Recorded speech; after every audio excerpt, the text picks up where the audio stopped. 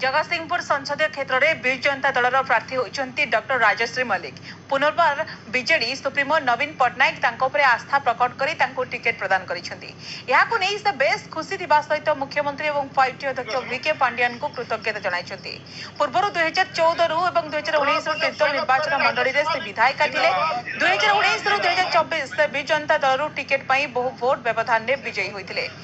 समय से संसदीय क्षेत्र में अनेक उन्नतमूलक कार्य कर जगतसिंहपुर जिलार 4टी निर्वाचन मंडली, पुरी जिलार 2टी निर्वाचन मंडली और कटक जिलार गोटे निर्वाचन मंडली को नहीं जगतसिंहपुर संसदीय क्षेत्र गठित। आम संगे अच्छा डॉक्टर राजश्री मल्लिक एथर जगतसिंहपुर संसदीय क्षेत्र में प्रार्थी कर विजु जनता दल पुनर्बार प्रार्थी करने फल से माननीय मुख्यमंत्री एवं 5T अध्यक्ष को कृतज्ञता जन सीधा सड़क आम कथा न्यूज 18 तरफ स्वागत करुच्ची। तेणु किभली भाव में जेतु पूर्व अभिज्ञता रही संसदीय क्षेत्र में तेणु निश्चित भाव गोटे पुणी माननीय मुख्यमंत्री आपको भरोसा विश्वास रखिंट तेणु कौन कहे नहीं सर्वप्रथम तो मो माननीय मुख्यमंत्री आमर श्रीजुत नवीन पट्टनायक जी आमर सबुबले आमर लोकों संगरे रहीकि 4-5 थर मुख्यमंत्री हो पारिछंती एवं सारा विश्व रे 1 नंबर मुख्यमंत्री से होइछंती एवं 6ठ थर पुणी आउ थरे रेकर्ड सृष्टि करिया को जाउछंती। मु तांको कृतज्ञता एवं बहुत बहुत धन्यवाद अर्पण करिवि एवं VK पांडियन महोदय को जे आमर 5T अध्यक्ष अछंती सबुबले आमर जो विकास रो धारा को मुख्यमंत्री सांगरे रहीकि आम मानक सांगरे रहीकि एवं समस्त सहयोग नहीं से आगो को बहुत कथा चिंता करछंती तांको मध्ये बहुत बहुत कृतज्ञता एवं धन्यवाद।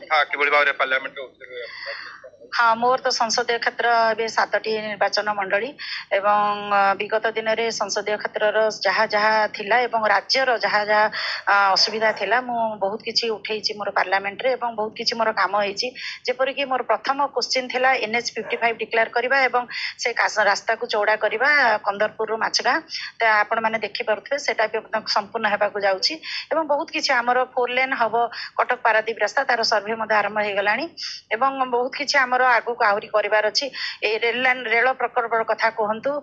ब्रिज रो कथा कहंतु सुपर स्पेशलिटी हॉस्पिटल रो कथा कहंतु विशेष भाव रे पारादीप निर्वाचन मंडली गोटे एभली एक निर्वाचन मंडली जोठी हमर द्वितीय बृहत्तम बंदर पारादीप बंदर एवं सेठी लोक माने जो प्रदूषण रो शिकार होचंती एवं प्रदूषण रो टिके असुविधा रहिछि ताको किपरि दूरभीत करहबो सेटा मध्ये मु पार्लियामेंट रे कहिथिली ताको मध्ये आउथरे टिके स्वर उत्तोलन मु करिवि एवं तांको पई निश्चित भाव रे व्यवस्था करिवु सेठी किपरि सुपर स्पेशलिटी सुविधा हबो यातायात गमनागमन विशेष भाव सुविधा हबो। मोर संसदीय क्षेत्र में 2 गोटी बंदर रहुछि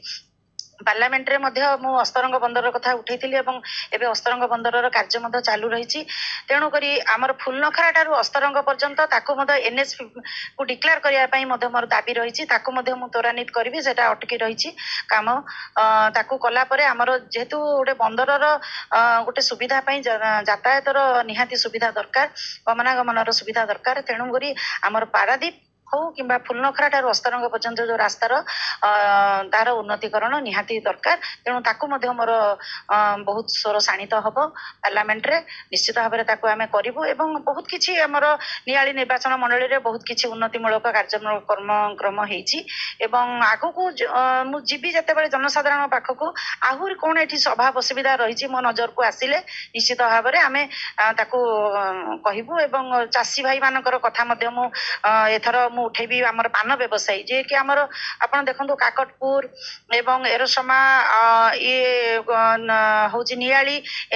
हमर निमापड़ा हमर नुआहाट ई सब हमर पान व्यवसायी माने बहुत अछंती तांको पई मध्ये मोर किछि करिवार अछि तांको पई मध्ये मु निश्चित भाव रे एथर पार्लियामेंट रे मु तांको पई स्वर उत्तोलन करबी। जा सुनुतले निश्चित भाव रे आगामी जो निर्वाचन आसुचे ए निर्वाचन रे विजय लाभ करिवे जो लोकंकर समस्या रहिछि दिल्ली दरबार रे उठाइबे एवं ताको समाधान करिया पई चेष्टा करिवे। जगतसिंहपुर सरोज साहू न्यूज 18 ओडिया।